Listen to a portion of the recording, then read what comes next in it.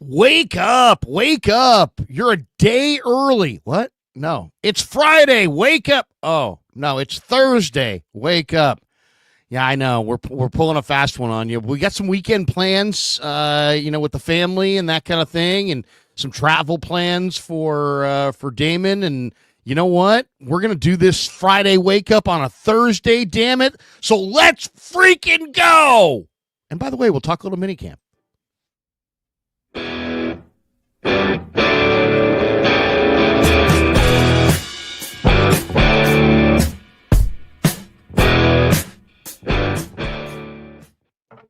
Look, yeah, it's no days off, but we are taking days off. So no shows skipped. That is our theme. No shows skipped.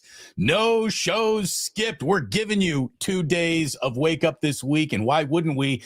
Because both Larry and I were down at Minicamp yesterday. Very impressive stuff. Some guys are just moving at a size and speed that until you get close to it, you really can't appreciate it. What a privilege we have, Larry, to be able to get that close to a football team. I wish we could bring our entire audience with us. I really do.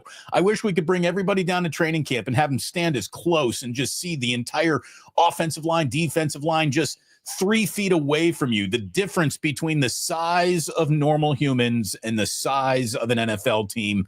And then you start seeing the speed that these guys bring to the field. It really is overwhelming. And we got a lot to talk about today. Welcome, everybody. Hit like and subscribe. It's great to have you here. As always, the Plus is brought to you by Ike Sandwiches, our very good friends at the Dubliner, West Portal, and Larry has some delicious barbecue to tell you about. Well, yeah, of course, the Krueg Show, as always, brought to you by Pig and a Pickle, the best barbecue in Northern California. Check them out. They're in Emeryville. They're in Corte Madera. They're open 7 days a week from 11 a.m. till 8 p.m. or until they run out, and they do run out. So get there early. Go say hi to Damon and Mary. Not this Damon, but Damon Stainbrook, the owner of Pig and a Pickle. Tell them that Krueg sent you. Get some brisket chili. You will not be disappointed. We're also brought to you by our good friends at Sharp Corners, Sports Cards and Collectibles. They're a great follow on Instagram, at Sharp Corners 831 on the IG. They're in Pacific Grove, California. Anthony Catania's at 831-521-5264. And we're also brought to you by our good friends at Claw Daddy Arcades. They're a great follow on Instagram at Claw_Daddy_Arcades to find a location near you. And last but certainly not least, Learn Key Upskill Academy, an online learning platform designed to get you job ready in 6 months or less. They offer 30 certification programs to help you take that next step in your career. They've been in business for almost 4 decades. Over 200,000 students have come through, and they place about 100 students every month in well-paying jobs. So the link's in the description below, Learn Key Upskill Academy, and the links are in the description below for all of our sponsors. And thanks to all of them for putting Damon and I on the air and giving us that extra push. So thanks to our sponsors. And if you want to support our shows, obviously watch, but the second way to support the shows is support the sponsors and shop the sponsors. So thanks to all you guys for doing great things. I was on last night with Dan Coach Emilio, his small YouTube channel that I've helped him start and grow. I don't have any financial stake in it, of course, but I'm just as a friend. He reached 5,000 subs last night. So way to go, Danny. And sometime this weekend, the Krueg Show is going to eclipse 60,000 subs.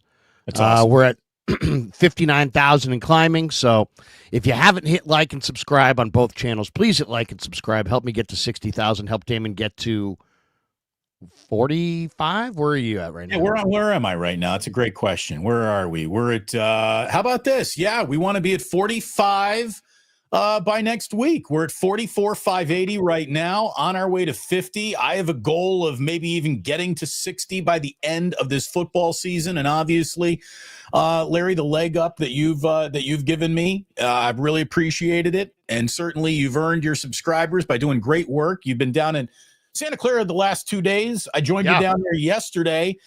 And let's just hop right in. It's usually me saying, all right, you're my eyewitness. Tell me what you saw. I'd like to begin what'd by you say? telling you what I saw. And what I saw more than anything else, what stood out? Isaac Guerendo. Okay. Dude, I'm telling you right now, only Kyle Shanahan will prevent him from leading the team in overall scrimmage yards this year.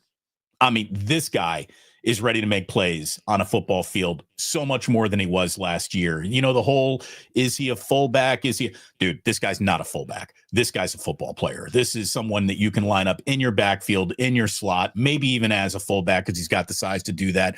I think he and Christian McCaffrey need to be on the field at the same time. One does not need to be the understudy of the other. I think that Guerendo is someone who Kyle Shanahan is going to have a lot of fun playing with this season because he's put it together. The size, the speed, and like you said, the hands. This guy didn't drop anything yesterday, and he takes it all up the field really fast. He is a blur out there, and he stood out. A number of players stood out, but more than anything, man, Guerendo, he just gets that ball and you go, and he's the backup? Like, that's not Christian McCaffrey? That's good news. The 49ers backfield, I think, comes back to life this year. I'm not sure what to expect from Guerendo because he is so unique, but he's so fast and he's so big that, don't let anybody tell you about other guys, because at the end of the day, it's like, a lot of being great in the NFL is about being big and fast, and he's big and fast. And I just think that this is the year that Shanahan somehow gets, I think, I wanted to ask Christian McCaffrey this yesterday, but I didn't want to start a big argument at the presser. And I know the way he wants to take every rep. I mean, he's a star. Bobby T told me last week, Damon, that, he lets Christian be Christian. And I don't even know what that even really means. But I think what it means is he calls his own shots. He practices when he wants to practice. He practices how hard he wants to practice. He does what he wants to do. He plays when he wants to play. I think that's coach speak. I think it's coach speak for we're not worried about him. Yeah, I mean, and the great thing is yesterday I asked Christian, I said, are you healthy? You had the PCL injury, you had double Achilles. I go, I know you're healthy right now, but is it just a matter of you're not playing football? And as soon as you start playing football for a few days, it's going to be, back to the same spot. And he seemed to make it seem like he's over the injuries. So that's great news. But the question I would want to ask him, but I didn't have the nerve to ask him, was, what's really the most important thing? You got your money. You've had lots of personal success. You don't have a ring. And it's like, to me, Damon, the number one goal, Shanahan's got a bunch of goals. Goals for his D-line, goals for his O-line, goals for himself, goals for his quarterbacks. I would say my number one goal, if I was Kyle Shanahan, is get my team to Super Bowl Sunday with a fresh and ready to explode Christian McCaffrey. You remember Stanford, Iowa in the bowl game when Christian McCaffrey was at Stanford. Stanford had Christian McCaffrey perfectly ready. He exploded in the bowl game. He was the best player on the field, and they routed the Iowa Hawkeyes in the Rose Bowl that day. Well, guess what? The 49ers got to the Super Bowl against Kansas City, and they had a worn out, worn down, beat up Christian McCaffrey, and he wound up fumbling. First drive. He fumbled on the first drive, and they wound up losing the game. They've got to get, if you're just the real simplistic, how are the Niners going to win the Super Bowl? Get to Super Bowl Sunday. That's first. You can't win Super Bowl Sunday without being in the game. You got to get to Super Bowl Sunday with a fresh Christian McCaffrey. And I think, Damon, you just hit on it.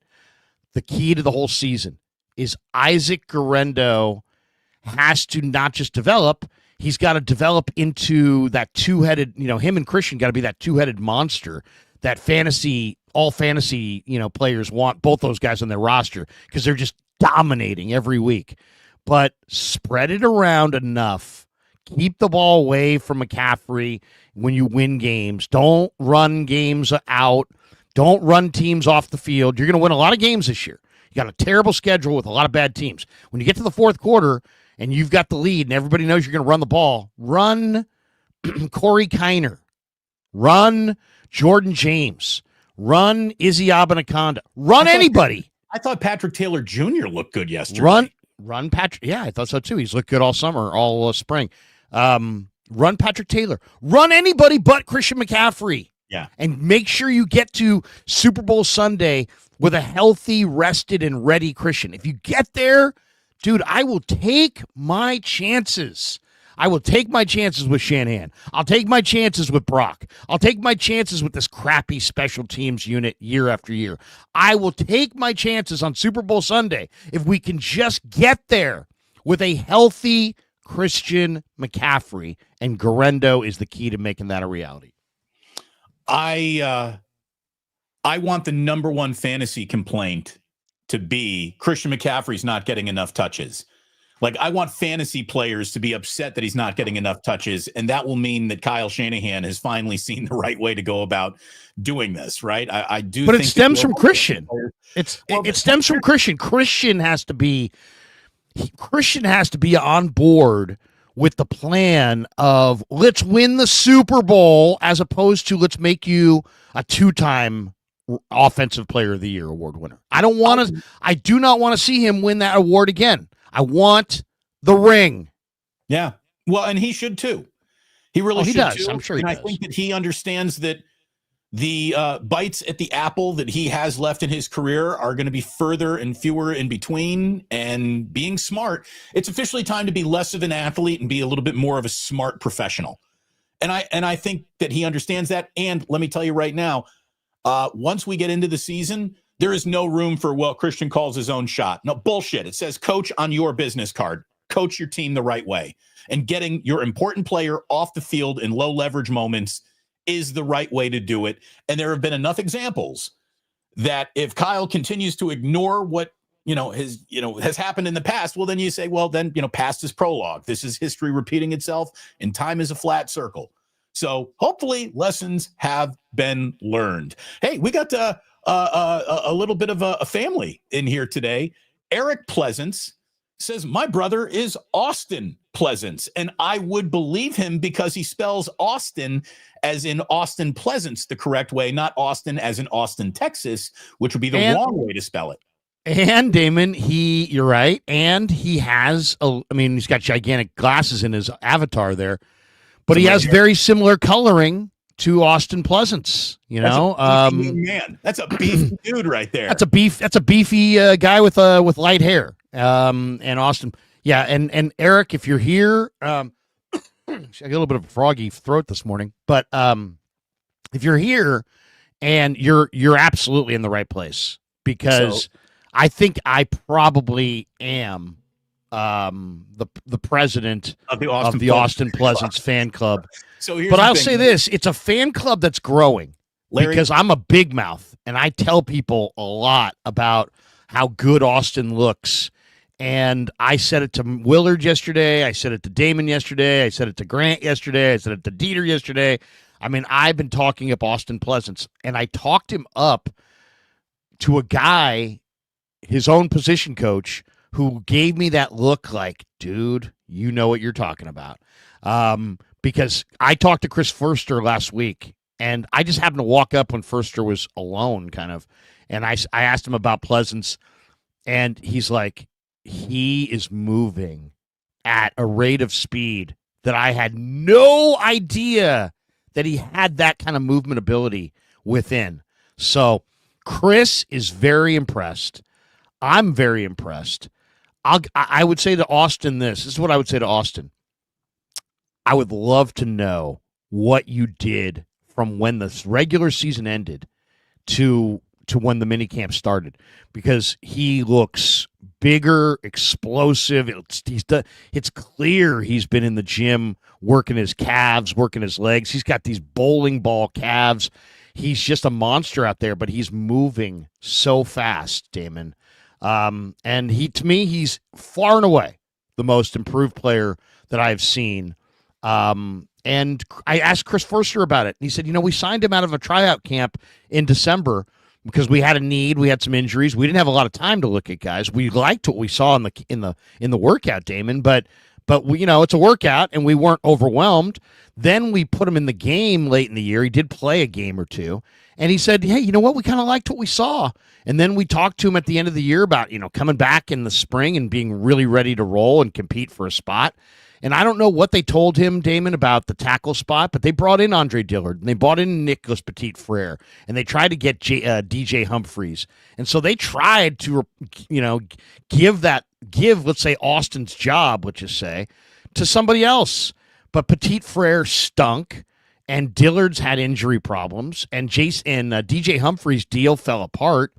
And it's all going to be a footnote, because none of those guys have a prayer in hell of beating out Austin Pleasance if he continues to look the way he looks. Look, you always want a general manager going back to the boneyard for new dominoes, right? That's how you win. That's what smart teams do. You're always looking for the replacement of the player who seems unreplaceable, and you're certainly looking for the replacement of the player who could be replaceable. And that's what Austin Pleasance has been in his career. But you are right. And look, for a guy who what do you think? You saw him yesterday. So you've got a scouting eye that I don't claim to have. You've got some experience in front offices that I don't pretend that I have. You also get really excited about 49ers and every now and then get a little high on your own supply. I'll miss on a guy. I will miss. Hey, you can't have 50 opinions and go 50 for 50, right? That's just not how sports works. I think you're right about Austin Pleasance, dude. I mean, it looks like a ton. That if that doesn't work, I guess I really my own eye is worthless if that isn't a guy who, worst case scenario, he's the first dude on your practice squad and probably gets scooped up by somebody. I think they're going to have to roster him, and he is getting starting offensive snaps. And I said, yeah, remember the one when we were chatting, I was like, Larry, is this the first unit out there? And you're like, nah, it's not the first unit. And you look at it again, you're like, well, yeah, I guess it is. It's today's first unit anyways, because McKivitz. So I asked you that because Pleasance was lined up next to Pooney, and Pooney, who is not small, was smaller than Austin Pleasance. You could see that. I didn't notice. Was McKivitz bounced inside for those reps, or was he off the field for those reps? We know that Trent didn't go, and Burford was the left. Who was the? Yeah, I think in the last day of this minicamp, Kyle gave a lot of the veterans. Kyle told me in the post practice Tuesday that if it was up to him, he would have canceled the whole week, but that he's got 20 to 25 guys that really need the reps. And so I think we're really, Damon, what we saw over the last 2 days was that these were the guys that they wanted to get the reps to. And it wasn't always backup guys. Like, give you an example. I was down by the defensive line drills, and there's no doubt that Nick Bosa and Bryce Huff took the lion's share of the reps. So it was like, either they wanted to see those guys, they wanted to put that on film, they wanted to, who knows? I mean, maybe they've been leaning on the other guys most of the time. They wanted to get Bosa. Maybe they wanted to just show the other guys, this is what we want. This is how it's done for Bosa, but he didn't seem limited at all. He was out there a lot. Yeah, he took a lot of snaps, as did Huff. By the way, the get off on both of those guys. Larry, I put up a short about just Bosa and his just technique getting off, just looking at, snap drills. And there's a clinic. There's a technical clinic in the way that Bosa puts his hand in the dirt and lines up for a snap, and how quick his jump is for the size of that guy to be as twitchy as he is just, it's something else. And Huff is not big, but Huff's get off is really, really very quick. By the way, I'm going to share the screen real quick. This is why the Austin Pleasance story is really an interesting story, because look at this career. Jacksonville, Carolina, Chargers, Bears, Cardinals, Chargers again, Cardinals again, Bears again, Niners. That's a lot of stops, man. That's a lot of stops from Dawson Bryant High School in Coal Grove, Ohio, it's a lot through of the MAC. situations, by the way. but it's a lot of stops any way you cut it, right? I mean, that's a lot of stops. But then if you go further down, you see, okay, wait a second. This guy was second team All MAC when he was in college. So it's not like this guy's some guy who couldn't play. He could play. He was all conference in college.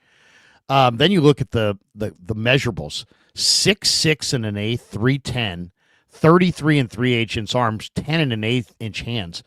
Those are huge hands, and that's a big boy right there. So the fact of the matter is, Chris Foerster's a great coach, and the Niners scheme rewards guys who can move. And this kid is only 27. That's the other thing, Damon. It's funny. It's like in football, you would say, God, man, this is an amazing story if Austin Pleasants carves out a nice career for himself here. Because why? Because he's been on 9 different stops or whatever in the NFL. But if I just said to you, Damon, I got a buddy. I'm not even going to tell you what field he's in, but he's in a field and he's really, really talented. And, he got out of college and he was, he had really good grades. He went to a really good school. He got a great degree. But, for like 3 years, he kind of just bounced around from company to company. And now he's 27 and he's really more serious about his career and he's really thriving. You would say, you know what? That's not a rare story. That sounds like a normal story, But in football, it's really abnormal, But that's what this kid is. He's 27, and the Niners have themselves a big-time tackle. Anyway, that's enough on Austin Pleasants. But I did want to show people how dramatic if this guy is as good as I think he is, how dramatic that's going to be. That's that. And by the way, Jalen Moore, was not considered to be, like coming into the year, nobody was like, Jalen Moore's a free agent at the end of the year. And my God, they can't lose Jalen Moore. Do we lose Damon? But you don't want to lose, you don't want to lose, you don't want to, at the end of the year, you're like, oh, they lost Jalen Moore and he went to Kansas City and he got $30 million. Well, guess what? That could happen next year with McKivitz. That McKivitz could wind up going somewhere else next year. And all of a sudden you've got no tackle. No starting tackle. So Burford's playing tackle, Dillard's playing tackle, Austin Pleasants is playing tackle. They're all backing up behind, obviously, Trent and McKivitz. But it's interesting, if you say to most 49er fans coming out of minicamp, hey, the Niners as a Super Bowl contender, what do you think? A lot of guys are going to say, you know what? Really bad offensive line. They didn't do anything to fix it. No, put a line through the Niners. And the Niners may or may not win this year, but it will not be because of their offensive line, in my opinion. I think their offensive line is going to be improved. I think the depth on their offensive line is actually definitely improved. So there you go. As far as offensive line play is concerned, I'm not saying that, the Niners are going to have the best offensive line, but it's funny. Dieter and I did a stream the other night, and I said, Dieter, give me your bold prediction. His bold prediction was the Niners offensive line winds up being a top 5 offensive line in the entire league. So that would be incredible. But that's how bullish Dieter is on the Niners O-line. Not sure what happened to Damon. He probably had a little technical difficulty. I'm sure he'll be back in a sec, but let's hit a super right here. Scotty D is in the house. He says, Damon is a fan, but suffers no fools. Larry, best locker room interviewer in the biz, shows team and players respect and gets authentic replies. Thanks. Well, hey, Scotty, thank you, man. Thank you. That's a nice comment. What happened? Where'd you go? Dude, the power just went out in my house for a second. Just everything just went out. But it came back. On. I just had to power everything back up here. So that happens, man. That happens when you're doing the home studio.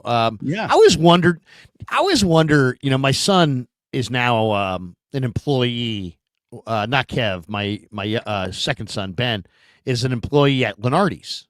He's working at Lenardi's now as a bagger, and I think he just got promoted to checker. He's going to DVC, figuring it out, right?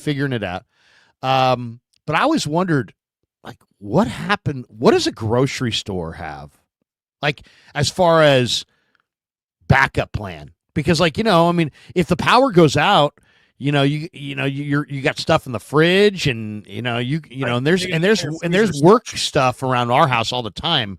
We live in our grid will get knocked off like once or twice a year, sometimes even more, like 10 times, 4 or 5 times a year, 10 times a year, for, like, as you said, for a short amount of time, 90 minutes, 45 minutes. We're doing this, we're resetting that. I always wonder what happens. They got backup what happens if a generators. grocery store Backup generators. They got somebody has to, maybe even like a gas. They gotta I mean, that's gotta be the backup generator of backup generators, man. That's not your Honda, pull the cord kind of a thing. That's not one of those blah blah blah blah blah blah blah blah blah. I mean, that's gonna have to be something big time to power up a grocery Scotty store. D. Damon, fan but suffers no fools. Larry, best locker room interviewer in the biz, shows team players respect, gets authentic replies. Thanks. Well, thank you, Scotty D. Appreciate it, man. Thank you. Scotty just put that one up there a second ago. So anyways, I'm back. My backup. Yeah, we were talking. We were talking. Generators kicked in, Larry. We were talking Austin Pleasance, but let's move the conversation, because the other thing that we saw yesterday is we saw the second half of the 49er place kicker competition. Yes. On the day before, when you weren't there, it was Jake Moody's time. I saw Jake go 6 for 6. Somebody said that he kicked 7 and that he missed one. It's probably right, but I didn't see it. But Greg Joseph, who's the veteran, who was brought in to compete with Jake Moody yesterday, did go 7 for 7, making field goals from 27, 32, 36, 40, 46, and 55. So, I'll say this. I mean, you've got Moody with a 2-step approach, and he's more accurate. And you got Joseph, the veteran, who's coming in. This competition makes me a little nervous, but at the same time, it's great if they're both, nails all summer. That would give the Niners a fantastic decision. But I get the feeling that the 49ers are the kind of team that, if it's even, they're going with Jake Moody to make themselves look smarter. And then with my other concern is with some of these free agents, like these DBs, for example. I want to see the Niners take the best DBs. And I tried to get it from Robert Saleh yesterday, Damon. I said, Robert, you had Sauce and Reed in New York, and you got Bernardo. I heard your question. You had dudes. You had real dudes. And I go, you signed 9 new guys or 10 new free agents in the secondary and 7 new corners. Are any of them dudes? And he kind of smiled. He knew what I was saying. And he's like, man, I don't want to touch that. He's like, he would not commit to any of these guys being, as I said, dudes. That means the corner. Answer is either no or I'm hiding something. Well, I don't know. His thing was, hey, look, with the corners, you really don't know till the pads come on and they're really bumping and running when, contending with these receivers. I will say this, though. The one thing that I noticed yesterday is that the only, for all this talk about Mikael Williams and Alfred Collins and CJ West and all these guys, Nick Martin, the only rookie that ran with the ones on defense yesterday was Upton Stout, who ran with the ones as the slot corner with Demo and Renardo as the outside tandem. So we'll see. I don't know who's going to start, who's not going to start, but today, as of today, going into training camp, the only rookie that is slated to run with the ones is Upton Stout. Which is kind of amazing, and it shows you that good things can come in small packages, because, dude, he's Lilliputian.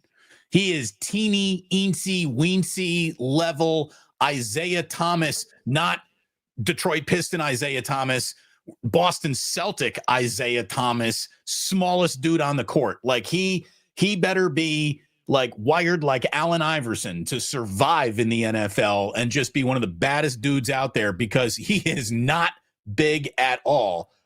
but he is fast, man. There is no doubt. He's scrappy. You could see it. Like you said, you really can't tell until the pads come on and there's contact, which is why it's hard for me to start waxing, real poetic about any wide receiver that we saw, because everyone's picking up nothing but first downs.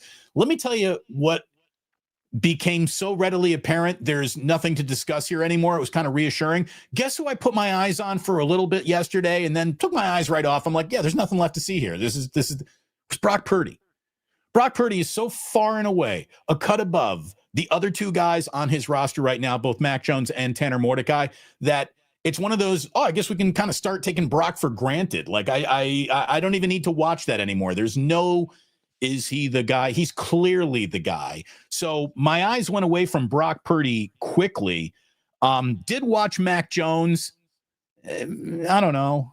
Okay, maybe not. I don't know. Tanner Mordecai, the few things that I saw out of Tanner Mordecai, he did not look good yesterday, but who knows what they were working on. It is unfair to try to track completions and who went 8 for 9, who went 5 for 6. No, don't do that. Because you don't know what they're working on.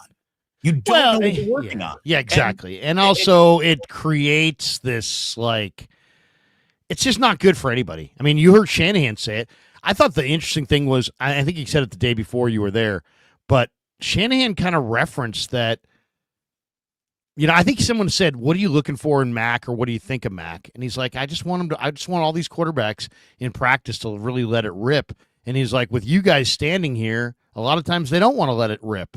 And then he went on and said, why? He's like, because, then, you guys start reporting camp stats and this, and it's like, so it is interesting to hear, you would usually hear coaches go like, you block out the noise and the media and nobody pays attention. Shanahan basically admitted yesterday that his quarterbacks do pay attention to the quarterback and camp stats that we print out. And so, he's not a fan of it, and he wants to just see his quarterbacks, including Mac, just, let it rip and try to fit it into tight holes and tight spaces and that kind of thing, because that's what you do in practice. You test your boundaries. You test your limits. Right. It's practice. You're allowed to make mistakes in practice. They do not count. They are not a representation of what's going to happen once the real game starts. You play like you practice. Okay, well, to an extent, sure. But yeah, it's a little bit too much. I remember us having the same conversation about this. Is Brock the guy from 2 years ago? And I asked you simply, do you remember that one time where Dan Marino went 11 of 33 with first team reps in Miami?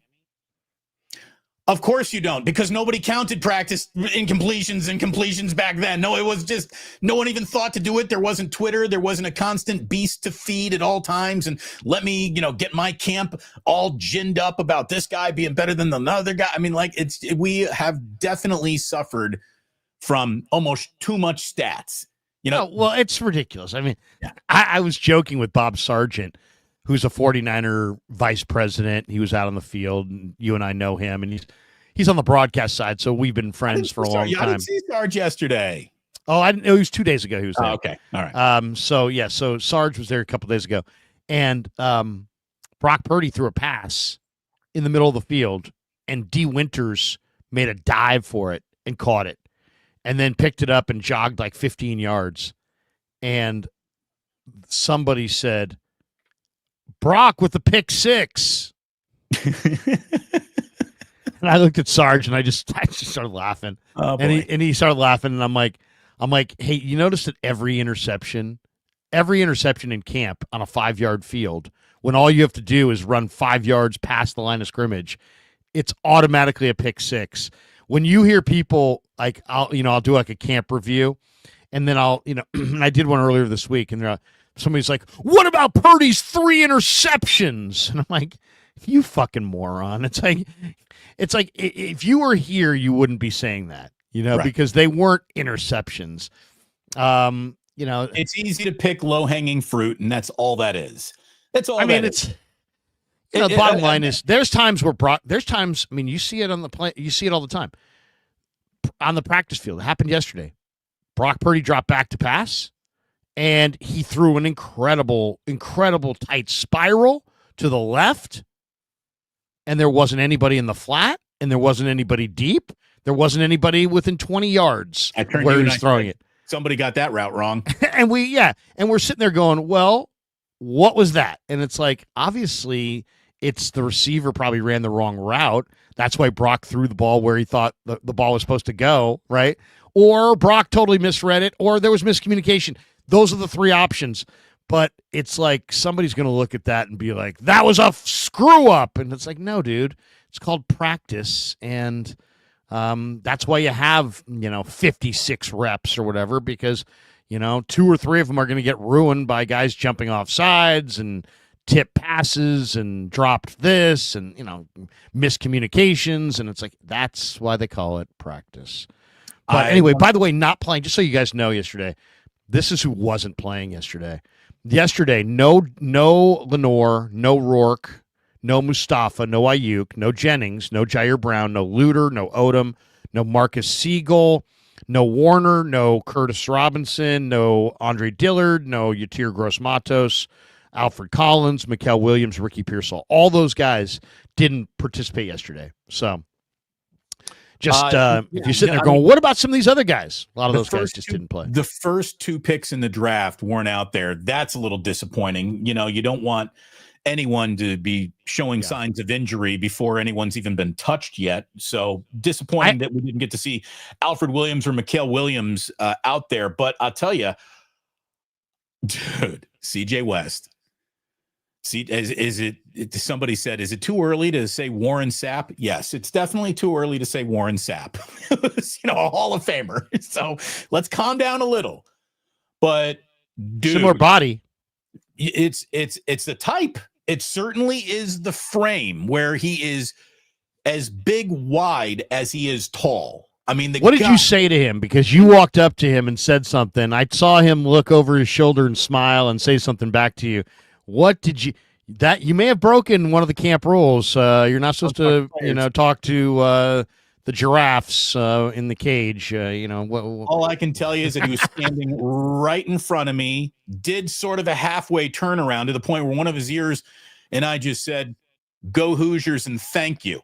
I knew it was Hoosier related. And he said, what? And I said, graduated December 97, man. You gave me the one good football season of my entire life. Thank you. And he's like, oh, what's your name? I said, my name's Damon. And we just had a nice little handshake moment. And Larry, I'm glad I shook his hand because I want to talk about another famous hand. I want to talk about another man's hands.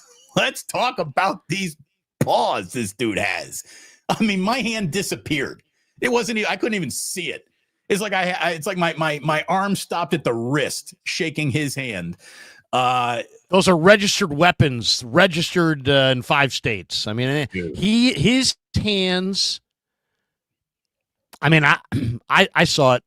Do you want to talk about another man's hands right now? Do you want to talk about another man's hands? Well, seriously, I saw it when I watched the Twitter highlights from Frisco, Texas, before the East-West Shrine game.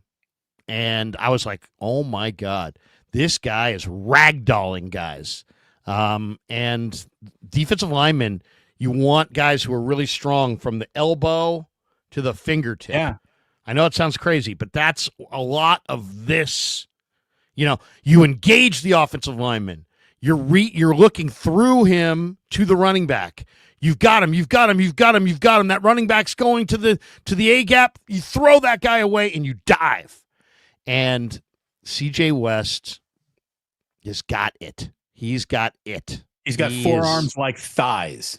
He's just that is the dude. If I'm in a bar fight and or I got some bad character who's going to hang out in the parking garage across from practice, and I need some Niner to come out to my car with me, I'm taking CJ West. So, without any doubt, it was a conversation that was just being had around Carl Anthony Towns. I can't remember who said it. It might have been Gilbert Arenas who said he's built like a WNBA player, right? Like he's Like he's not as thick terrible as he needs to be. It was a shot at his body type, how his body type, and he actually gets an awful lot out of that body type. He really does. Karl Anthony Towns, I know he's got some flaws, but he had a very good first year with the New York Knicks. Sort of, it'd be hard to say he didn't have a good year, right? I mean, it really would be. They went to the conference finals. Exactly. The Knicks. They were talking about his body and that his body type doesn't exactly suggest there's going to be repeatable greatness all the time. And he's a little bit top tall. He's all torso. He's not enough legs. Again, the Warren Sapp thing is just like, if you could draw a defensive tackle on an easel, it would look like CJ West. Like Alfred Collins might be a little bit too big for the role. Again, didn't see him yesterday. That's a concern. We haven't seen him all year. We haven't seen him since the draft. He's been in a walking boot since before the draft. I'm going to steal from you. Leverage McLeverage. If CJ West. If low man wins, not being the biggest dude height-wise at D tackle is actually an advantage. And he is just going to be low and coming through dudes' hips all freaking year long. I was very, very excited about what I saw out of him. By the way, another just guy who we haven't talked about him. He's probably not, honest to God, like on the roster week 1 playing in Seattle. But man, let me just tell you, there is let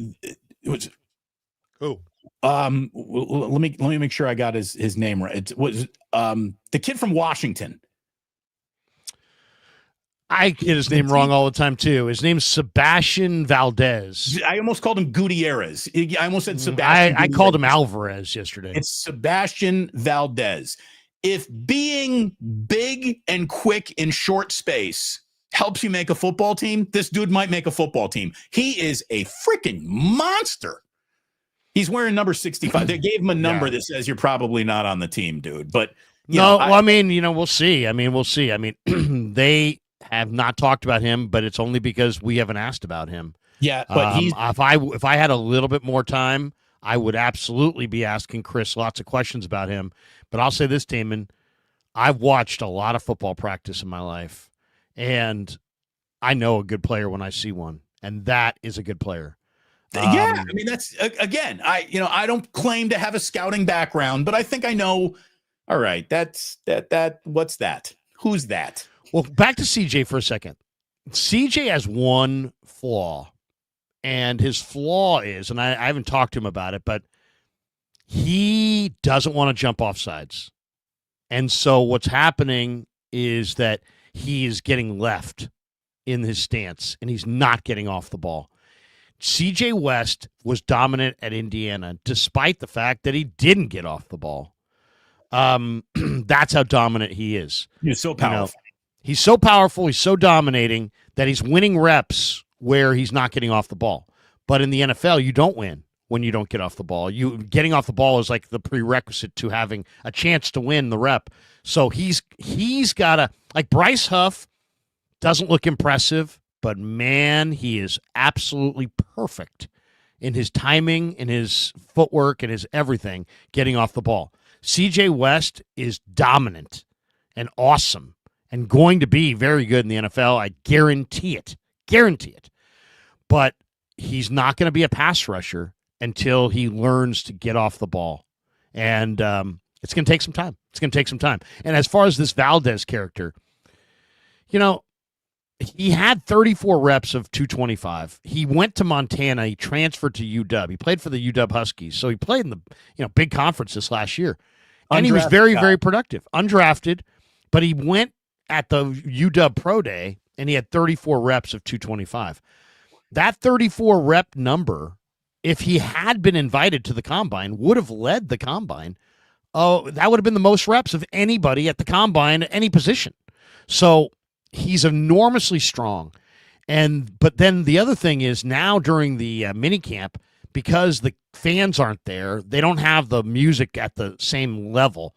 So we can actually hear Kasarik, because he talks loud, And I'm sitting there watching him, the last 2 days. D-line's my favorite to watch, especially now they have all these players. And, dude, every Sebastian Valdez rep is greeted by Kasarik going, good job. And then he's going over to, back to the, if the next guy steps up for the rep, he goes back to the group. And when he gets back to the group, guys are coming over and they're high-fiving him. And so that's like the universal you're doing well, is when you're getting lots and lots of applause from the position coach and high fives from the other players. And to see an undrafted rookie free agent getting hailed as great rep all spring makes you go, what the heck's going on here? Again, the guy doesn't have any wraps on his knees. He's got no wraps, so he's 100% healthy. He's not he didn't have the fastest 40 time, Damon. His 40 was pedestrian. But if you looked at his 10-yard split, short shuttle, and 3-cone, they're top 10 percentile, top 5 percentile. So he's got movement ability according to the testing that's top 5, top 10 percentile. He had the strongest lift, and he looks amazing in practice. So all I'll say to any of and we all know how vitally important that D-line position is. You never can have enough really good D-linemen. So just remember that name. Now, granted, for full disclosure, because I do get excited about these guys, I was fired up last year about Spencer Wagee. And Spencer Wagee got cut, and his issue was he couldn't stay on his feet. He was playing the game on the ground a lot. You can't do that. That will be this guy's issue as well. Can he stay on his feet and make plays? If he can, watch out for Sebastian. What did I say? Sebastian Valdez. Yes. I was going to call him Alvarez again. Sebastian Valdez. Really, really nice player. And let's give the Niners some credit. Chris has got an eye for guys that fit his scheme. Last year, the Niners paid $350,000 for Evan Anderson. Hernandez, Vasquez, Cortez. But Evan Anderson was a find last year for the 49ers, and he's back, and he's going to be another good year for Evan Anderson. But my point is just that Chris has got Chris Forster is looking for different offensive linemen than the rest of the league, and I get the sense that maybe Chris Kasarik is looking for somewhat different defensive linemen than some of the other teams in the league. And last year he found Evan Anderson, and I'll predict it right now. This year he's going to find Sebastian Alvarez. No, Sebastian Valdez. That guy looks like a player. Okay, another. He does. How the hell is that guy undrafted question I have? Who do you got? Isaiah Nair. All right. So he's number 14 now. He's not Ricky Pearsall. Ricky Pearsall did not turn into, 3 inches taller and a black guy in the offseason. They've changed jersey numbers. Isaiah Nair has a body and a skill set that makes you go, what the hell is wrong with him for him to not have been drafted? Because he is a creative player, physical stature on Madden.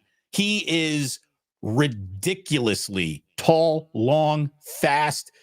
From what I saw yesterday, he was catching footballs. It wasn't like he had stone hands out there. How is that guy an undrafted, signed off the streets free agent when he played at a high-profile school with a body like that? Like what? Yeah, he's just raw. Incomplete. But holy shit. Well, I mean, I'll give you an example. I mean, I was watching the wide receiver drills. This is pro football. Okay. If I go down and watch my sophomore in high school play JV football, I'll see lots of body catching. But when I watch NFL football, they pluck the ball with their hands. This is how you catch the ball in the NFL, like this. Mm-hmm. This is how you catch the ball in high school. Right, into your body. You cradle it up, and that's what Nair did yesterday. He's literally on the sidelines. Everybody else is like, throw me the ball. He's like, I'm catching it on my pads. So that tells me that he is beyond raw.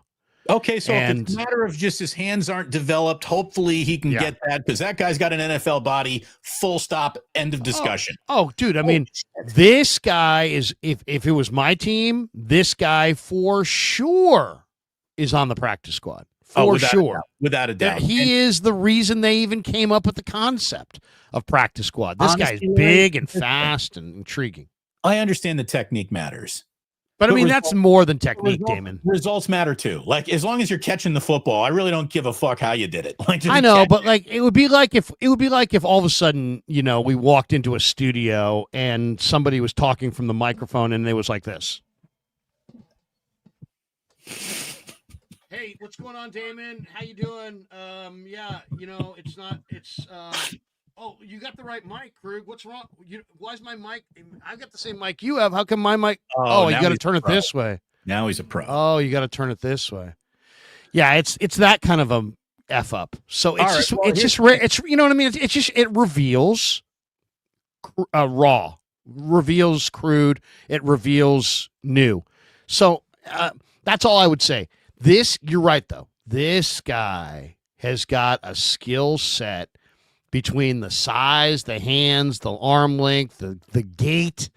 I mean, he looks awesome. Who's their wide receiver coach? Hankerson? Yeah, Leonard Hankerson. Leonard Hankerson? If I'm Leonard Hankerson, I am going down to Dick's Sporting Goods, spending my own money, or I'm stealing one out of the damn practice shed, and I'm buying this kid a jugs machine and making him live with it. And I'm just firing balls 80 miles an hour right into his face from 3 feet away, and we're going to work on those hands every single moment of every single day. I'd be jugs machining this kid to death, because he is, if that guy stands out on a football field. Like, he's got a Randy Moss body. He's got a Randy Moss body. My guess is, Damon, if you talk to him, you would find out that that's the issue. That, you know, he's either not that focused, he's not that serious, he's not that into it, he's not that loving it. There's something to himself. Right. He's got awesome traits. Yes. And now it's just going to be about him. If he wants it, if this guy wants it, watch out. But, you know, that leads us into the next part of the conversation. Is there's a lot of people that are suggesting that the 49ers need help at wide receiver. And we've heard Gabe Davis, we've heard Keenan Allen, Amari Cooper. I've thrown out Malachi Corley. Other people have thrown out different names. You know, that's going to be interesting. They do have on their, the Ayuk situation. When is he going to play? I thought the single most impressive wide receiver yesterday was Demarcus Robinson. Exactly. Demarcus Robinson really looks good. And you sit there and say, well, Krug, tell me what? Explain this to me. So he's a very unique player. He runs slow. He's a 4.59, 4.61 kind of 40 guy. We're talking about Demarcus Robinson. But he made a play 2 days ago that kind of demonstrates who he is as a player. This guy averaged like 17 or 16 point something yards per catch. And for a guy who runs, high 4.5s, low 4.6s, how does he make this happen? Well, and I saw it on the practice field yesterday. He was covered by a corner. I don't know which one. The ball was in the air, and he waited until the very last second, and then he just moved. He basically it was like a back shoulder type throw where the quarterback threw it to a spot, and then Robinson moved to that spot while the ball was in the air, and he caught it, without being contested because the DB didn't move when he moved.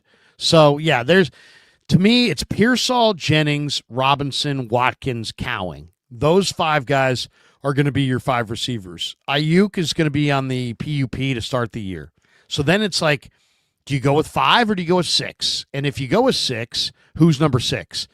And I would say it's either going to be Junior Bergen, who's a return guy who they really love. By the way, made a catch. I even came over to you yesterday. I'm like, I just saw Junior Bergen catch a football. He's not just a return guy, Larry. Right. So there's Junior Bergen. There's Nair. There's Isaiah Hodgins, and there's Malik Knowles. I mean, there's other guys too, like Right. Owens Kidd and Russell Gage, but they're not going to make it.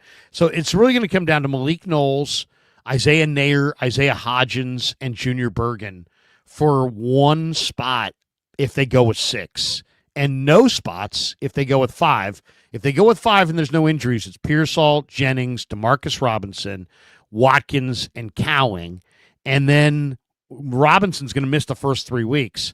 So if my guess is, between Nair, Bergen, and Hodgins and Knowles, one of those guys will be up. But they, I'll say this: I don't want to get a veteran receiver like an Amari Cooper because I don't want to cut a good young player.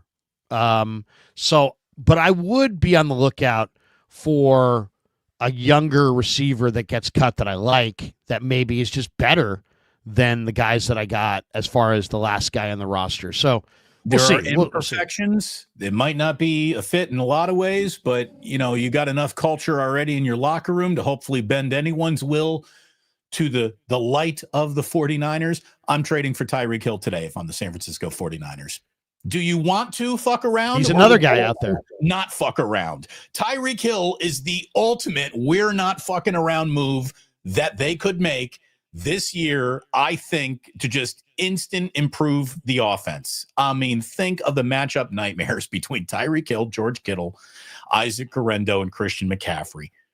Oh, my Lord. I mean, there's also a lot of talk about Terry McLaurin wanting to be traded from Washington. Supposedly that situation is blowing up. Do that today. If you can do that, that's one guy I would put ahead of the Tyreek Hill wish list. Terry McLaurin is 1,000 yards in 17 games, rolling out of bed. I think the Commanders would be insane to let him walk after having such kismet with Jaden Daniels. But okay, again, any trade for McLaurin to the Niners involving Ayuk doesn't make any sense for the Commanders as far as I'm concerned. So that means the Niners should rush to do it twice. I think they'd be getting. By the way, who's looking good in the Eagles camp? Eagles camp? No. Unbelievable. Terrace Marshall. It says overlooked Eagles newcomer makes strong push for roster spot at minicamp. Terrace Marshall, who's a great guy, played at LSU, played for Carolina, was with the Niners last year. Then they cut him. They never gave him an opportunity.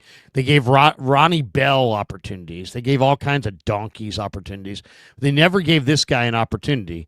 He got waived by Carolina in August, and then the Niners signed him, and he was on the practice squad for much of the year. He was released.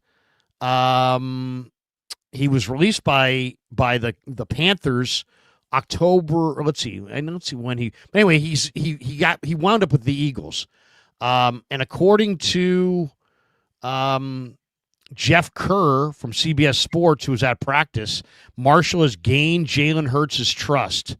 It's been obvious to everyone who's been watching. He says Marshall got open over the middle of the field for a long gain early in the 7-on-7 period with the first team. Then he caught a touchdown pass from Hurts on a slant in which he beat Cooper DeJean.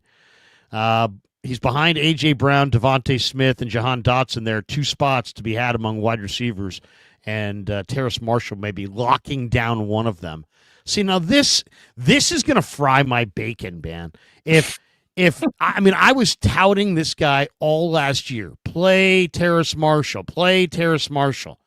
They'd never played him at all. Didn't get him out there. Didn't even get him out there in junk time. And now he's potentially going to make the Eagles. He's also competing with Giles Jackson, who I loved in minicamp, or in rookie camp, the local rookie day. He was there. He's from Antioch.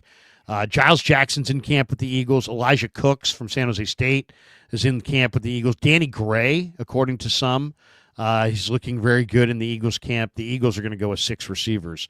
So we'll see. But Terrace Marshall and Danny Gray are battling. What's that? The Danny Gray?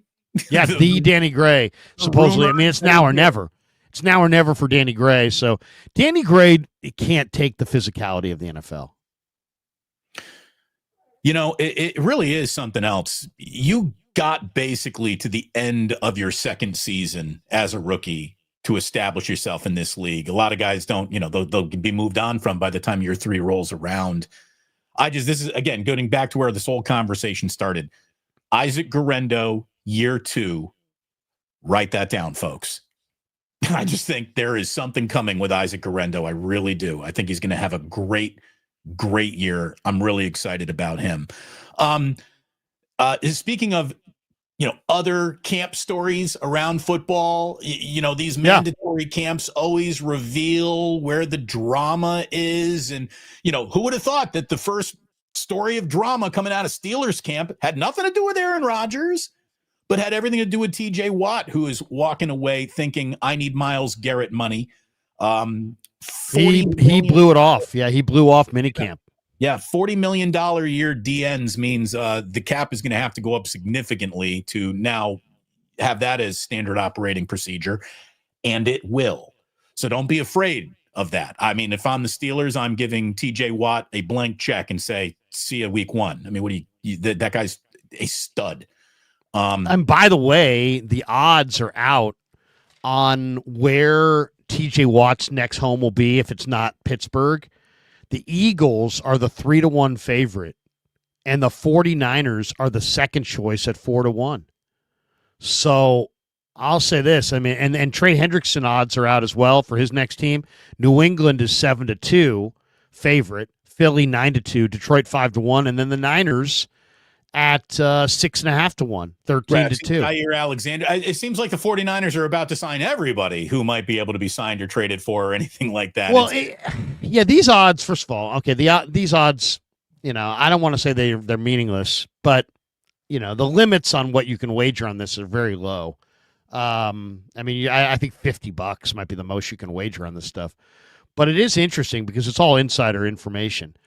But then I read another article this morning about how the Eagles and Steelers might get together on a monster deal involving TJ Watt. So I don't know. I will say this. I mean, the Niners have a lot. I mean, in a way, they've had a lot of success, right? They haven't won the Super Bowl under this regime, but they've had a lot of success. But it's also year 9 of the regime, and they don't have that 6 Lombardi. So depending on Jed's perspective, Kyle Shanahan could have, have total job security, or he could be, one bad season away from being on a really hot seat. So it's like, which is it? And then if it's potentially the latter and he's got to win that Super Bowl, well, you have Trent and Kittle and Bosa and Warner and $50 million of cap room, second only to the Patriots in the entire league. I think this would be the year I would try to add to my mix. Now, if I was trying to win the Super Bowl, what would I add? I'd either add another receiver, another corner, or more pass rush. Because you're not going to be, I mean, normally I would say, hey, add a premier offensive tackle or guard, but you can't. There is no such thing as offensive line is this adds. Settle the safety? Safety might be another spot, Dame. That's a good one, too. I didn't think about safety, but safety, corner, receiver, and pass rush. Those would be the areas that I would consider. Looking at the cap space, do you think they got any seller's remorse over Hufanga not being on this team right now, not being more aggressive to sign him? No, I don't think so. I mean, I think that the 49ers loved Hufanga, but they totally, since he was their guy, they knew all the good and the bad. And, the good is that he's a great guy. The good is that he's lined up in the right spot. He's going to practice hard. The bad is he's got Palomalu's hair, but doesn't have Palomalu's speed. So Palomalu ran in the 4.3s. Well, this guy runs in the 4.7s. So he's not a downfield guy. So that means he's got to be an in the box guy. And then he's an underpowered guy who falls off of blocks or falls off of tackles. So, I mean, I love Hufanga. I mean, Hufanga's just, he's my dude. I mean, he's like one of the guys that I really, really, feel strongly about. Right. He's a date your daughter candidate, right? Oh, he's an awesome guy. He's an amazing guy. I mean, he's like he's truly a spectacular person. And I love the guy. And he's treated me so well. I mean, Damon, I went up to this guy and asked him for an interview, And he's like, "Hey man, I can't do it right now. This and that. I got to do that." And I'm like, "No sweat, man. We'll catch you another time." And then all of a sudden, I'm interviewing somebody else like 15 minutes later, and he taps me on the shoulder, and he's like, "Hey man, if you got time, as soon as I'm done, get out of the shower, we could do the interview then." And I'm like, "Oh, that's awesome. Thanks, man." I mean, who does that? They don't. Most players, it's like, it's on the media to ask you, and then when you can't do it, it's on the media to ask you again. Right. They're not going to go out of their way to do the interview. That's rare. And, so he's a tremendous guy, but he isn't quite what you want as a run defender. He isn't quite what you want as a pass defender. He's just not quite what you want, so you can't pay him. Last 3 names that I got that I took notes on yesterday that we haven't talked about right here. 2 linebackers, Nick Martin and Tatum Bethune. Okay. Whatever's incomplete or wrong about them, both those guys are football players. You can go to war with those guys. I like both of them. I really do. I think Nick Martin looked really good in the limited little bit that I saw him, but he was one of the guys that I actually wanted to go down and put my own eyes on before I reached any conclusion. Okay. Yeah, I like it. And with Fred Warner taking a Veterans Day yesterday, he was just standing there. He had no practice. He wasn't limited. He just didn't. There was a lot of Bethune out there, and he looks the part. He absolutely looks the part. I mean, they're playing, basically patty cake 11 on 11s here. So everyone looks pretty good when that's happening, but that guy's ready. To play this year, Larry. He's going to play this year. Yeah. I mean, it's just like, to say he looks good, you'd have to have seen him before. You know what I mean? It's like, yeah, he looks good now. I don't think that he necessarily would stand out to most people, but it's all based on what I saw in my mind's eye of this player a year ago and where he's at now. Huge improvement. It's like Jacob Cowing, huge improvement. I mean, Jacob Cowing looks worlds better, but so does Tatum Bethune. And Tatum Bethune basically is a really good instinctive linebacker who knows where to go, and he just hasn't had quite enough speed to get there in the NFL. He was great at Florida State. But it's one of those things like, screw your stopwatch. That guy's got football speed. Well, he's picked up, he's leaned out, he's picked up an extra step and a half. And it's funny because when I asked Fred Warner about him, I didn't even reference anything about his remade body. I just said, "Hey, man, Tatum Bethune, what do you think? Looks pretty good." And he's like, "You know what? Tatum Bethune's doing all," this is Fred. He's like, "Tatum Bethune's doing all the right things." And he's like, "It's not just on the field." He's like, "I've also noticed his body. He's redone his body." And that's what it's really, I credit this guy. It is hard as a pro athlete to do that conditioning and find that extra step from within. It's just hard. And this guy did it, and he's all about it. And I don't think anybody realizes he's gained that extra step and a half or what that extra step and a half ultimately will mean. But you guys will see it when the preseason starts, and this guy is making 12 tackles. Yeah. And you're like, "Oh, my God, Tatum Bethune. Hey, what do you guys think of Tatum Bethune?" And people are going to be talking about it in August. But I'm telling you right now in May, because right now you can see the movement ability. You can see the speed. He looks great. He looks absolutely great. By the way, you want to see the opposite of great speed? Let me show you the opposite of great speed.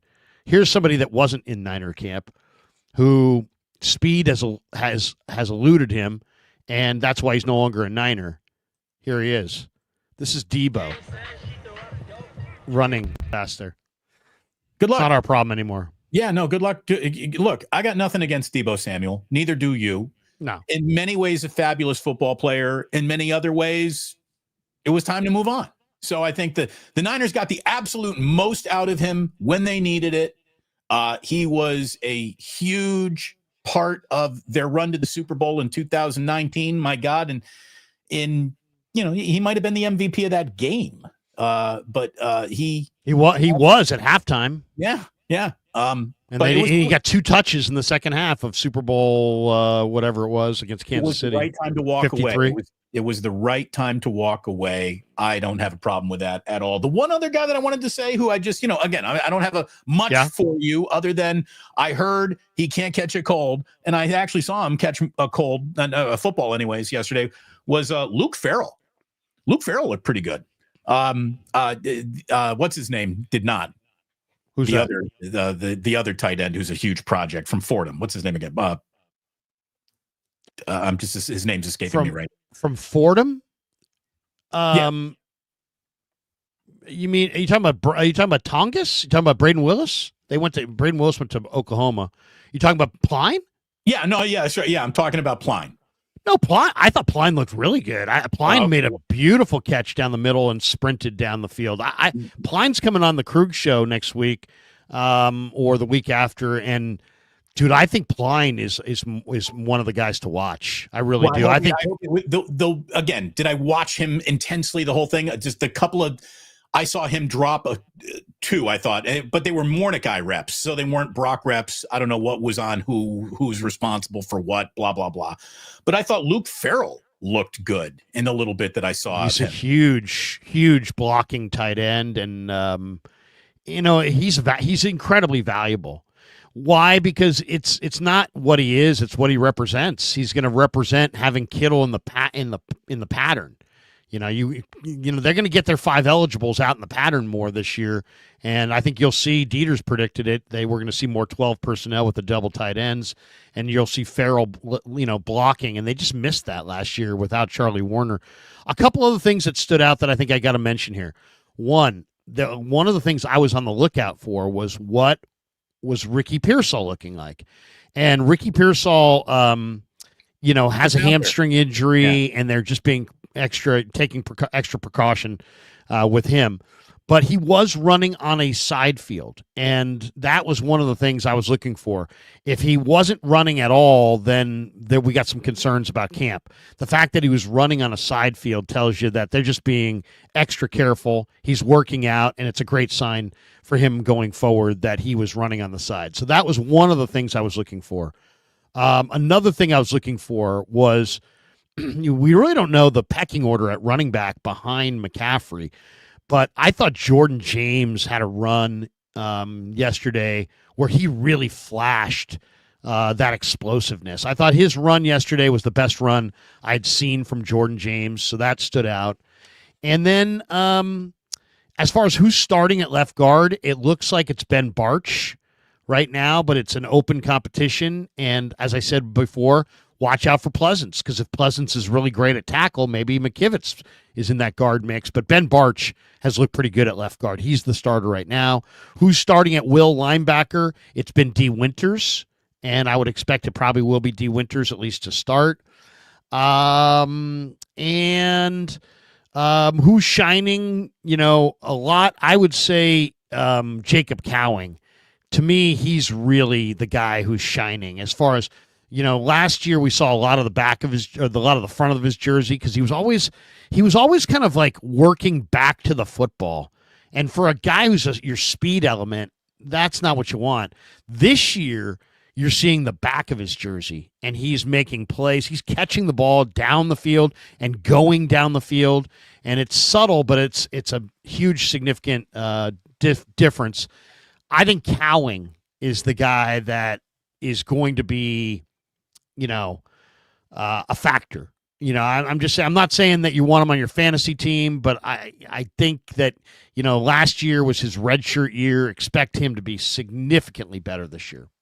And again, Demarcus Robinson was a guy who just was impressive. First time looking at him on the field as a player. That's an NFL wide receiver body with hands and speed, and it all looked pretty damn good. The fastest guy, though, in all training camp across every single team in football is Shamar Stewart of the Cincinnati Bengals, Larry. No one has left minicamp faster than that guy. Could you imagine being a rookie and telling everybody mandatory minicamp, even though I do have contractual guarantees in my rookie deal, it's still not good enough for me. I'm out. I mean, nothing says it's about to be Bengals football season than multiple Bengals being upset with their contracts and saying, I'm not playing football. We did this with Chase last year. And it's Hendrickson this year, and the guy that they drafted to replace him, it hasn't worked out once yet, I don't think, with the Bengals. Now, I don't know if you saw the Schefter report. He left camp today. Yes. So this is not getting done anytime soon.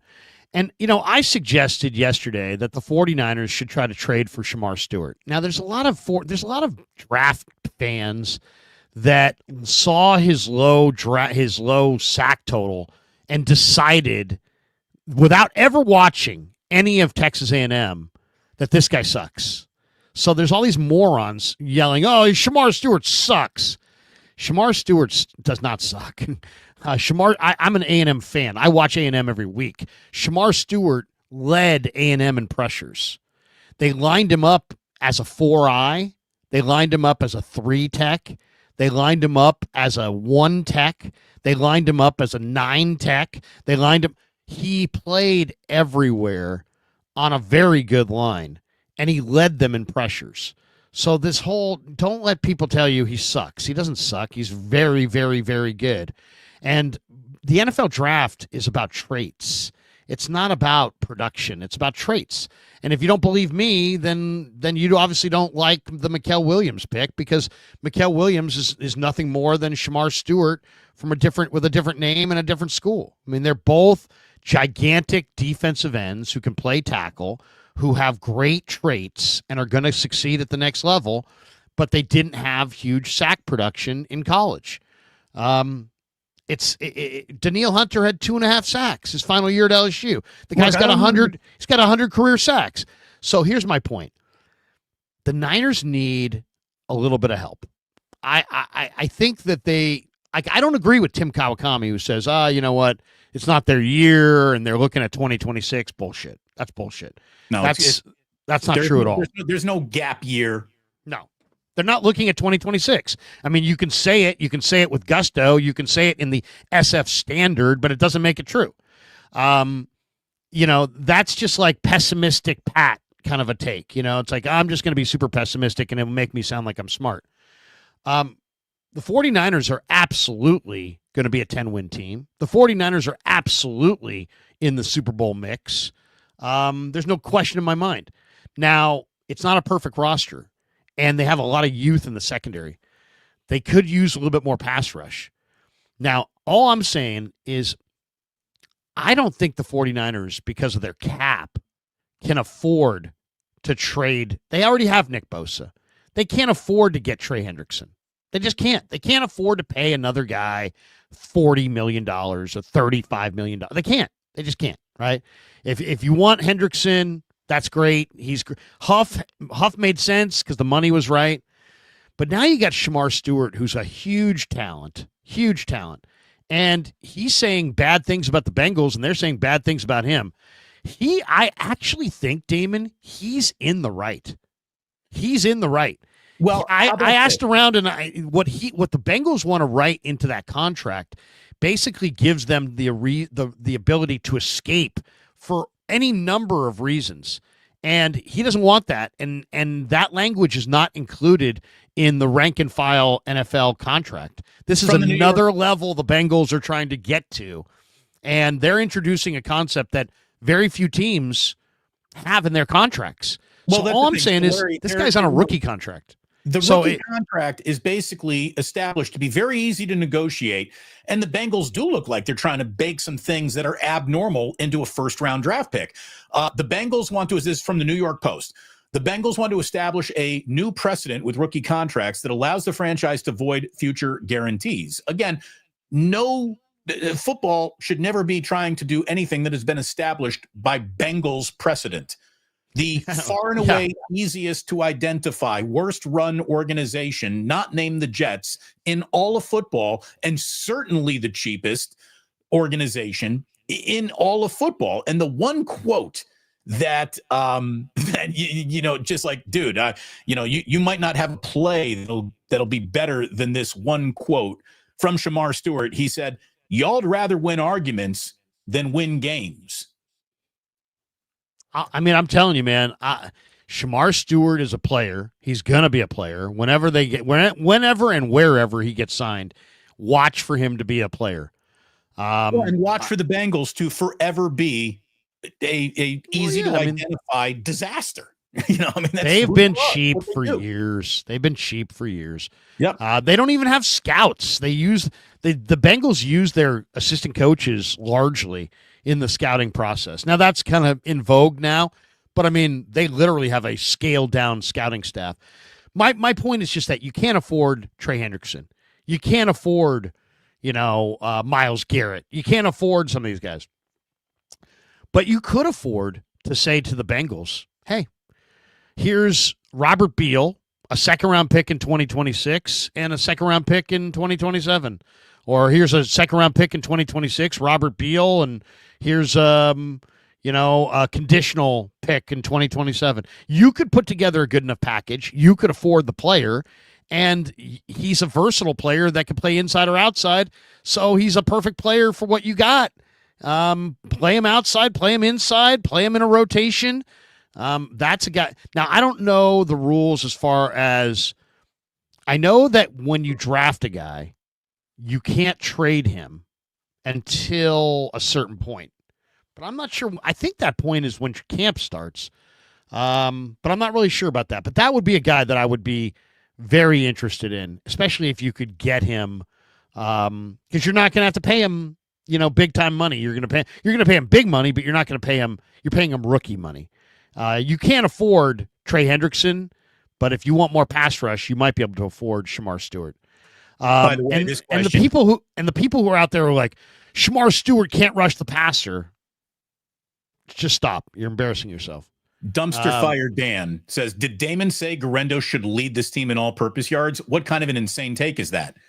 You need to clean out your ears. I said he certainly could. It looks like he's got the talent to do it. And I would not be surprised at the end of this year if Isaac Guerendo had the third most yards from scrimmage on this team, behind Christian McCaffrey and whoever is this team's leading wide receiver, pass catcher.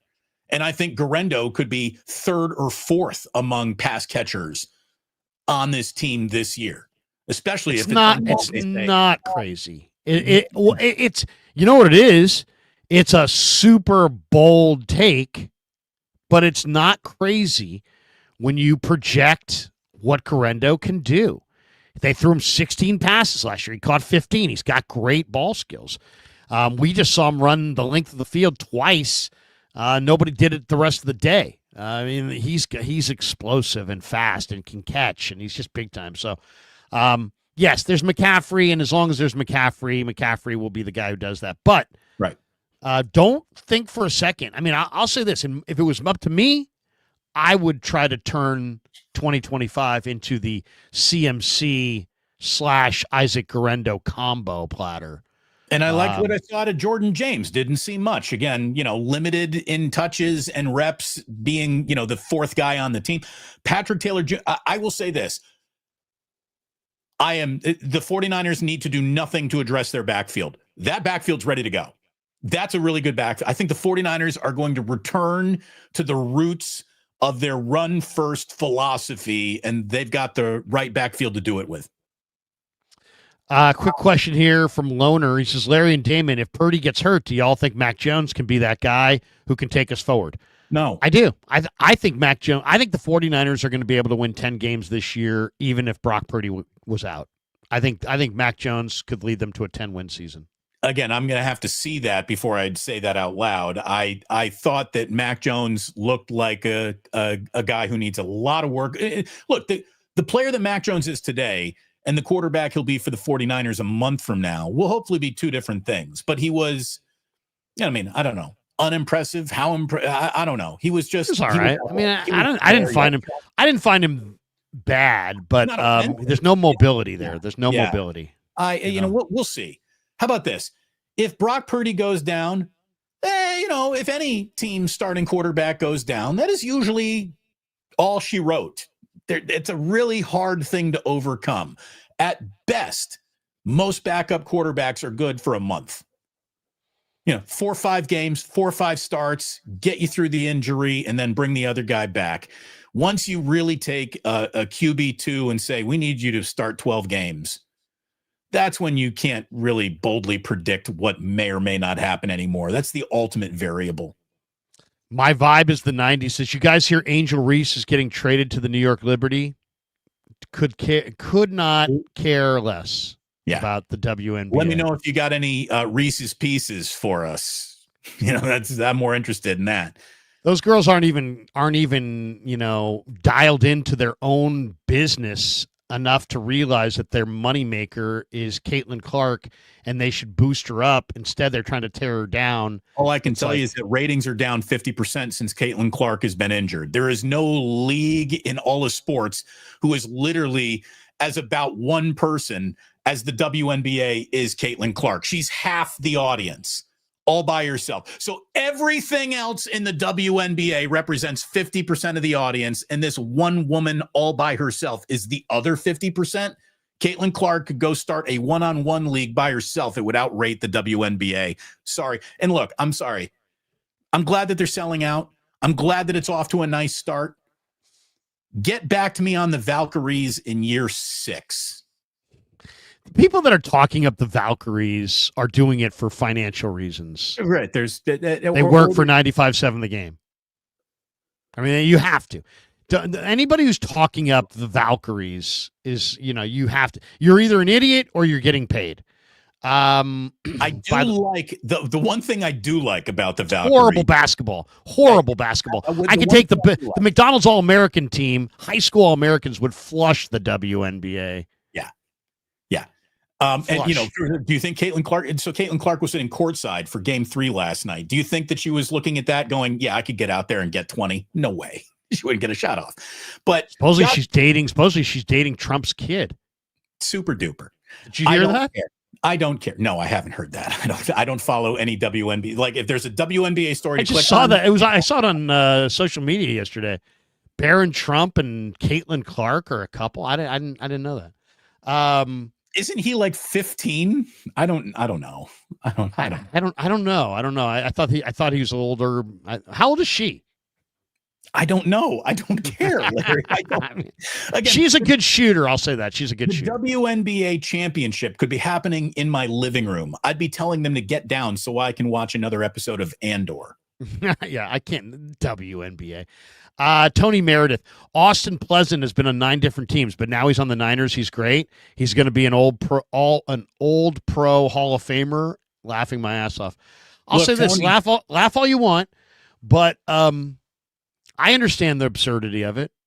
I understand the absurdity of saying that he's been on 9 different teams, but now he looks good. But I don't know what else to say. He looks amazing. You don't see 6'7", 310 move the way Austin Pleasant's moved. And Chris Furster is not some, never been there. He's been coaching offensive line for 20 years.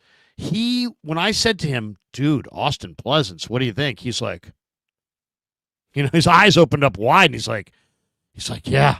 He's like, he's a big guy who can really, really move. I had no idea he could move that way. So they're impressed. I agree. It sounds crazy. We'll find out this summer. Some guys are late bloomers. Some guys find football Jesus later in life. Some guys have kids and then rededicate themselves to the craft for one last. Some guys reach the end of their rope and they realize, if I don't tie this knot now, there's no tying this rope. So I think maybe there's a lot of data points coming together to get the very, very best out of this last offseason in Austin Pleasant's. So far as reaping the benefits, Larry, he might not even be on the team. We don't know yet. But boy, I'd be surprised based on the fact that he's getting starting reps at right tackle. And I don't think that they're just doing that casually to not take a serious look at him. Iceman 0072 decided that today's his last Krueg show. Says, Larry's dumb. Why would the Bengals trade their first round pick? Shaking my head. It's not going to happen. I've got to say to Iceman, bye-bye. Oh, bye-bye, no. Iceman. People get in their feelings. I don't get if you don't know how to communicate and all you can do is hurl insults, you're gone. There's a lot of shitty YouTube channels that you can watch instead. Here we go. Through some supers? Yeah, let's do it. We got one there. We got this one from Scotty. Purdy throwing motion looked tighter, his arm closer to his body at the start and more in front of his body on the follow-through. Am I tripping? You could be tripping, but I thought he looked pretty good. Yeah, I mean, here's the thing. There's nothing left to evaluate. That's the guy. He looks really good, by the way. He does. I mean, I don't even want to talk about it anymore. Nothing matters for Brock Purdy now than results on game day. I get it. That's the neighborhood he just moved into. I'm not worried about that guy. No, he looks good. Fuji Simeon says Debo showed up at Washington's camp looking big. Yeah, we just saw that. Fuji Simeon can't understand why the New York Giants have low cap space. Yeah, the New York Giants have the least cap space, and they're horrible. Second to last or something like that. Yeah, second to last, but they're horrible. The Niners have the second most. They still got the Daniel Jones dead cap space on there. What the hell's going on? Yeah. Like, how did you lose Saquon Barkley and have that? Yeah. Joe Shane, that's a pretty neat little trick. Ricky Williams, BA seems like the next Diggs, not a Hall of Famer, but walks and talks like he's a first ballot Hall of Famer. I want scary Terry McLaurin, a lunch pail guy that's a dog. Yeah, I mean, I think if the Niners could get McLaurin for BA, they would do it in a freaking second. They would do it in a second. Scotty D says you can't trade rookie until after the last game of his first year. If he doesn't sign, he'll go back into next year's draft. Yeah, I was told that yesterday, so maybe he's right. The coach is in the house. What's up, coach? He said, what's the differentiation between a rookie getting traded in the fashion of like a John Elway, Eli Manning, Phillip Rivers, or versus Shamar Stewart getting drafted but not signed, signing his deal? Could we legit get him in a trade? Coach, I'll look this up specifically today with people that I think are in the know, but I get the sense that the last guy that just Scotty here, I think Scotty gave us the info. I think this is the info, that you can't trade a rookie until after the last game of his first year. The San Diego Chargers drafted and traded Eli before he ever, did anything but put on a hat. So what allowed that to happen, but wouldn't allow this to happen? It's a legit question that we. And it's also years ago. There might be a rules change because that was years ago. I mean, we're talking about what year was that? 2000 and yes, there could absolutely be a new position in the CBA that doesn't allow that to happen anymore. And coach, you could have just thrown that in there, man. You didn't have to throw the 1999, bro. But thank you, though, sir. And coach, good to hear from you again. I'd like to stream again with Coach because Coach and I had some fun streams. Coach took a shot at me earlier. I saw it in the chat, and he's like, "Oh, Damon's backtracking." That's one of my strengths. Coach will take shots. Not deciding that I've seen something and I'm going to stick with it, even though I'm wrong. I don't know. When I saw Luke Farrell, he didn't look particularly good. Mason Pline. But when Larry did, he saw reps that he did. I was overwatching the defensive line when Larry saw the reps that he liked. So, okay, good. But the fact that I'm willing to take other bits of information, not just stick to my own point, no matter how right or wrong I might be, is something that as a coach, you should recognize as an attribute, not a detriment. Thank you. Look at Damon fighting with Coach. Coach, I hear you, Damon. I hear you. Harold McAllister says, There we go. Okay, good, Coach.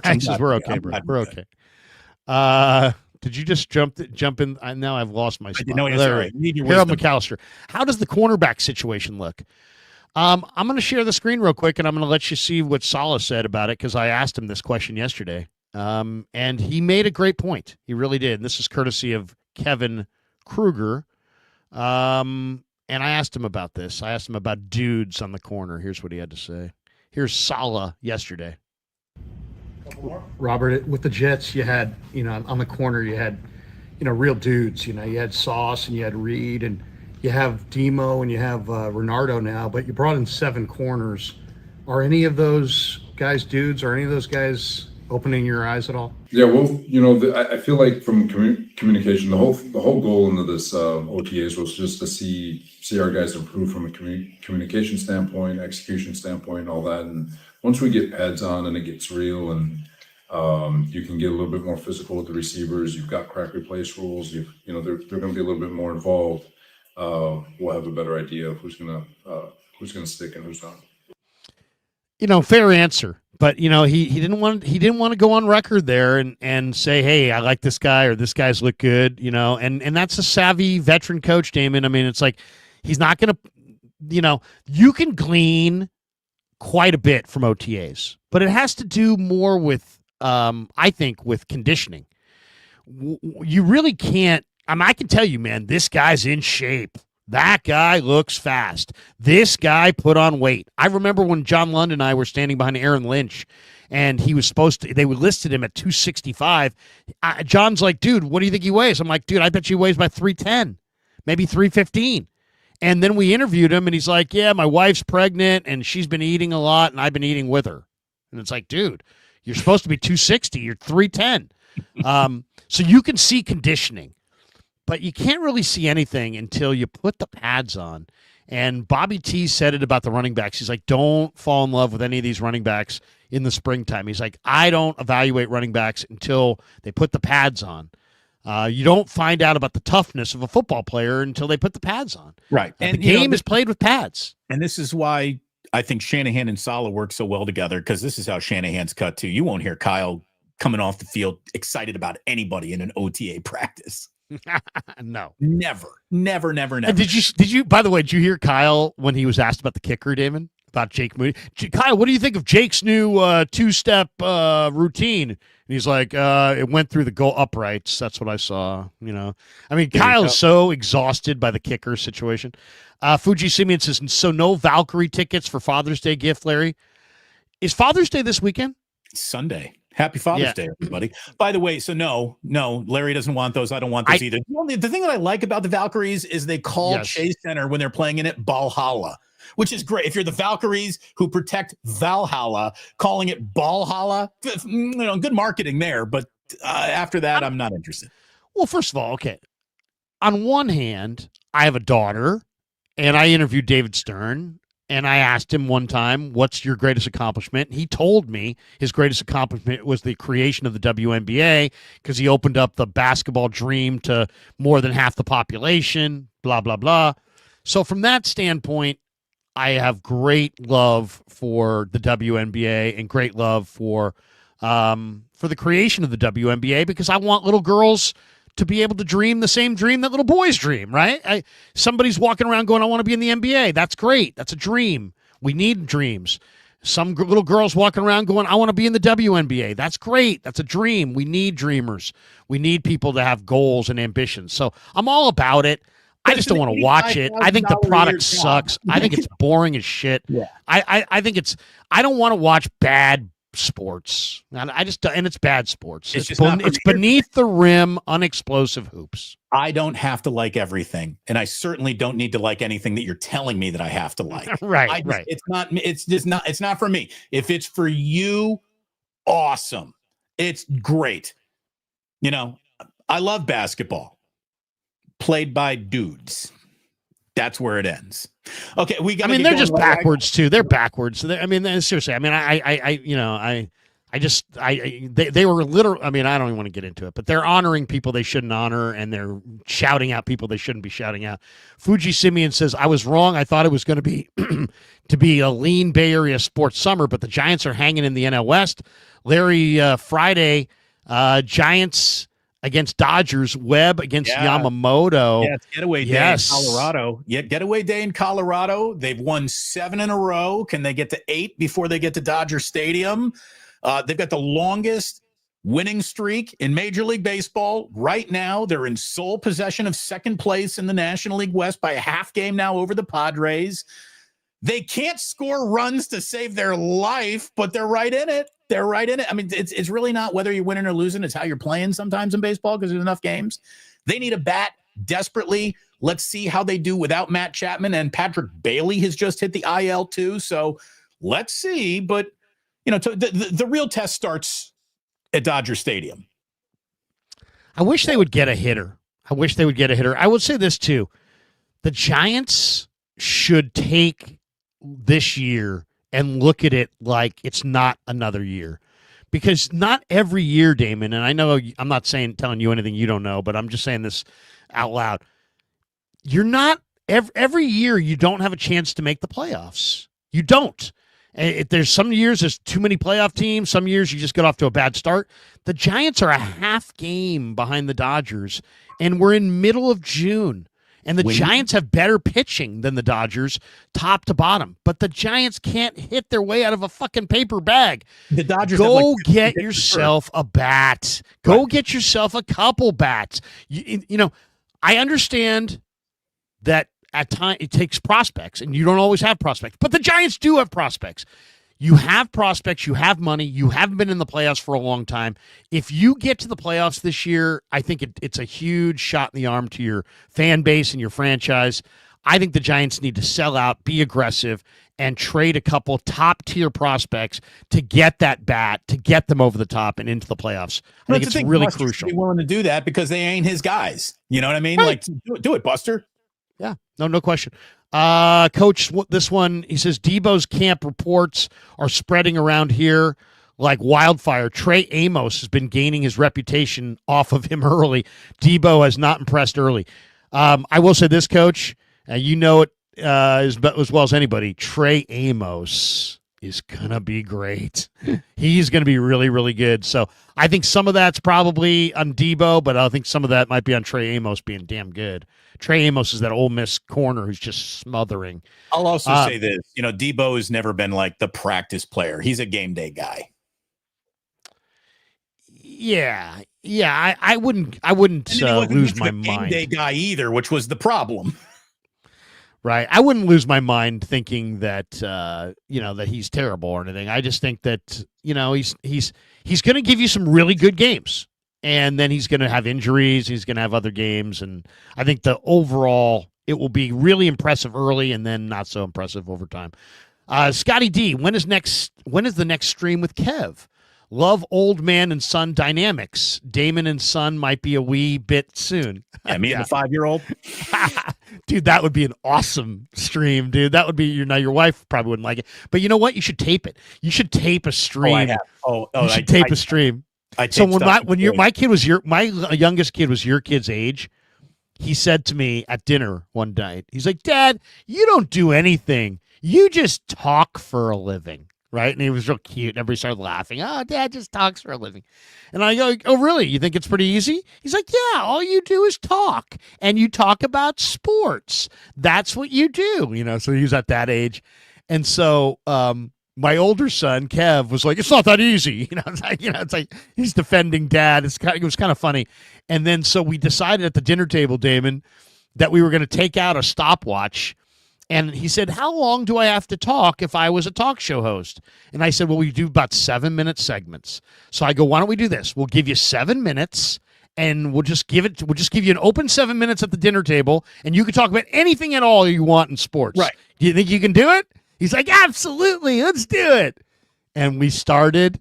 And after about 1:10, it was hilarious. I'd say probably didn't make it to the second minute. But it was really cute at the beginning, Damon. It was like, and the Giants played last night, and they were on TV, and it's like Ralph, and they won, and they got a home run, and it was really, really cute. And then all of a sudden, he got to like 1:10, and he's like, I don't have anything more to say. You should have taped it. Like, don't you wish you had that? Don't you wish you had that? I do wish I had that. Yeah, I do wish. And I think I said to him, you're more of a TV guy. You got a face for TV, kid. You're more of a TV guy. TV guys can go for 1.5 minutes before they die. I go, you're more of a TV guy, Chris. Oh, it was cute. We got this one. And but when is the next stream with Kev?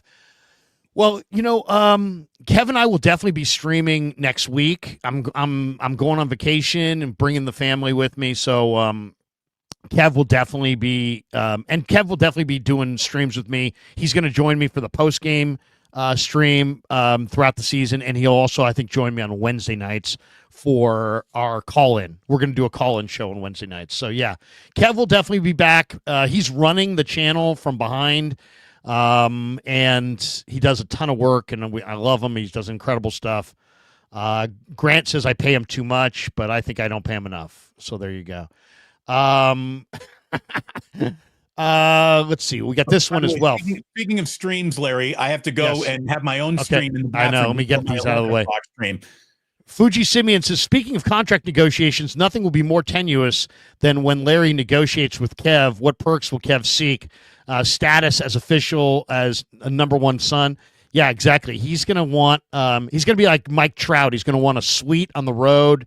He's going to want tickets to more tickets to games. Blood Moon's his thoughts on the Giants. Look at it this way. Look at it this way. If you don't give him what he wants, he might just Shamar Stewart you and frickin' walk, Larry. Seriously. All of a sudden he's making Mayoko's channel the greatest ever. Blood Moon says thoughts on Grant's reporting of T.O. and Patrick Willis and Frank the Tank on either side of BA looking as T.O. was berating BA. Interesting. Well, it's funny. So T.O. was there at practice talking to Brandon Ayuk, and Gore was at practice talking to CMC. I don't know what and then Malik Mustafa was at practice, and he was next to John Lynch talking safety play.